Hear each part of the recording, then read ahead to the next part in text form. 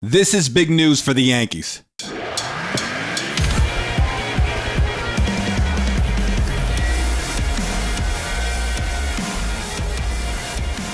Hey guys, I hope you're having a wonderful, stupendous day today. Let me know how you're feeling down there. I never ask you guys that. Let me know how you're feeling. How's your day going? Or are you enjoying the weather? Is the weather good by you? Let me know how you are. I'd love to see it. If you love the Yankees, though, and you're still not subscribed, what are you doing? Hit that subscribe button. It helps out a lot. Last night was atrocious. It was terrible. It was terrible. Bad managing, bad offense, bad defense. It was piss poor. It was bad. The only bright spot from that game was our bullpen. Only bright spot. And they exhausted every single option that we had in our bullpen. Okay, all right. It seems that the Yankees are kind of changing the way they're thinking. Jason talked about it over on 161 River Ave. He talked about it over there. Checked it out if you haven't yet. So I wanted to bring this up, and I think this is big news. Prior to yesterday's game, Aaron Boone was proposed the question regarding maybe not bringing in Clay Holmes for a save if that opportunity arises. Maybe is Clay Holmes his only option there? And Booney said this: it could very well be Holmes, but again, I will leave that open and try and put these guys in places where they match up really well. So we'll see. He didn't say. Now, with Aaron Boone, it's always this blind loyalty. I've said it a bunch in the past. I say it all the time, honestly. This blind loyalty to his players. Clay Holmes is one of them. And now for him to pretty much, now he's open to looking at other options in different situations. That's a great way to think, Booney. Big news. You're changing the way you're thinking. I love it. So there are a few other things that you have to change. There are a few other things, and I'm going to go over them because I can't make a video today without talking about last night's game. I just can't do it. Oh, where do I begin? Where do I start? Where do I start with this?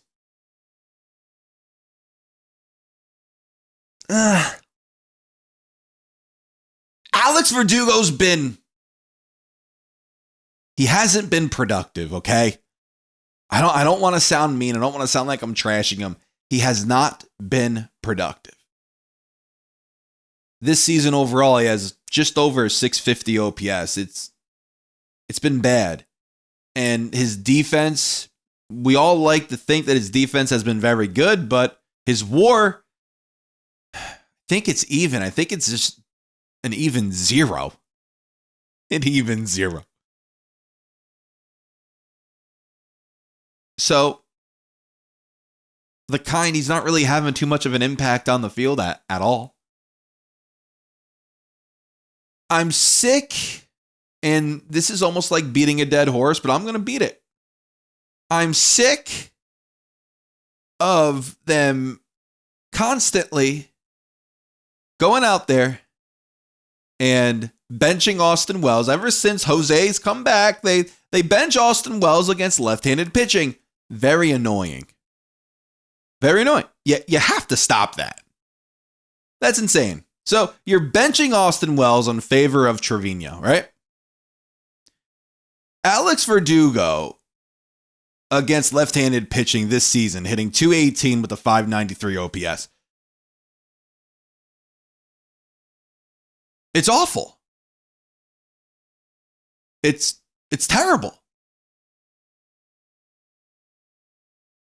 So Verdugo constantly being thrown out there, went 0 for 6 yesterday. Verdugo constantly being thrown out there with the .593 OPS against left-handed pitching when your excuse for Austin Wells, oh, we can't hit lefties. Well, Verdugo can't either, and you're consistently putting him out there constantly every damn time you get, every opportunity you get, you're putting him out there against left-handed pitching. Bring up the Martian. Just friggin' do it already. Enough of this rookie status crap. Enough of it. I'm sick of hearing it. Do what's going to make the team better now, and whatever Dominguez is better than what Verdugo is. Oh, Dominguez needs more time. Verdugo's, look what he's doing. He stinks. The Martian could do that. What are we talking about? Just bring him up. People want to judge Dominguez off the game that he had against Detroit. He faced the best pitcher in friggin' baseball. That wasn't an easy task for anybody. That was not an easy task for anybody.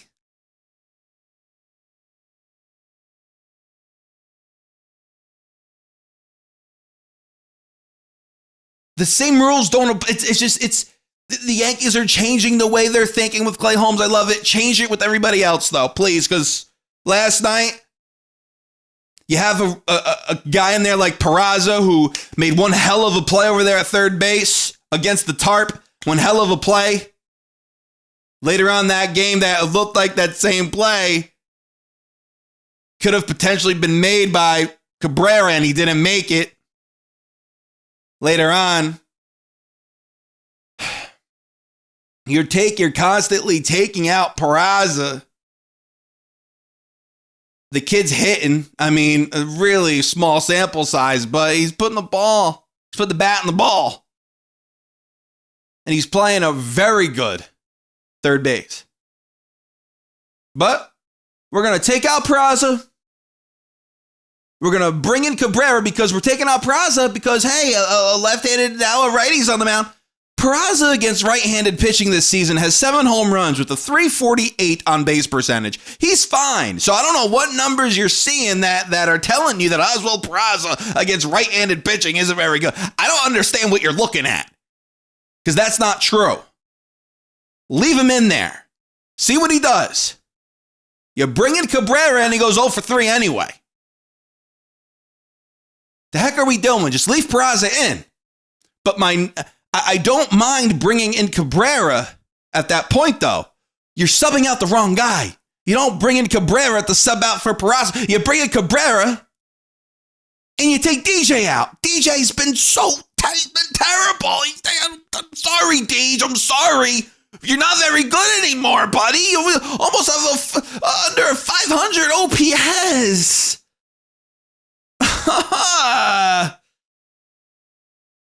And you have Peraza's a better ball player than LeMahieu.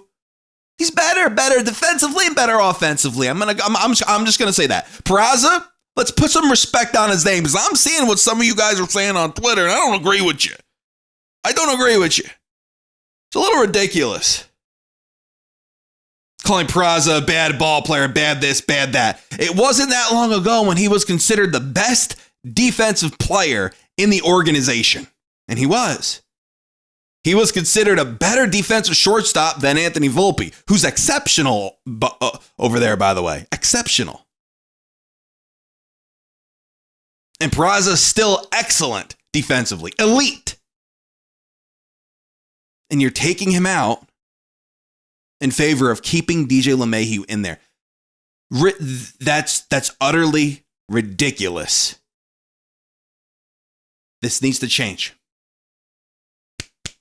It's changing with the closer's role. It needs to change all around. Verdugo goes 0 for 6 last night. he goes 0 for 6. Bring up the Martian. Play Peraza more. Go from there. Because whatever these other guys are doing, they're just... I might as well see a rookie struggle rather than a vet who just doesn't have anything left anymore.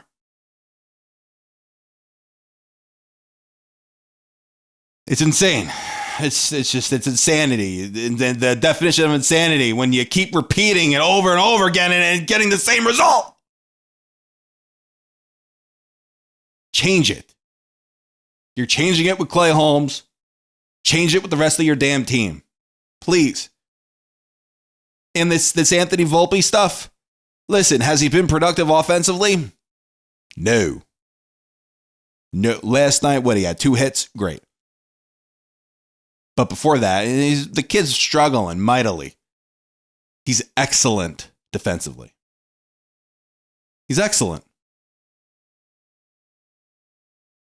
So there's no taking Volpe out of that lineup.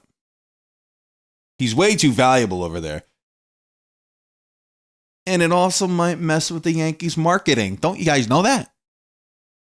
If you take Anthony Volpe out, let's just say, hey, Volpe, we're going to send you down to AAA. See if you can figure some things out.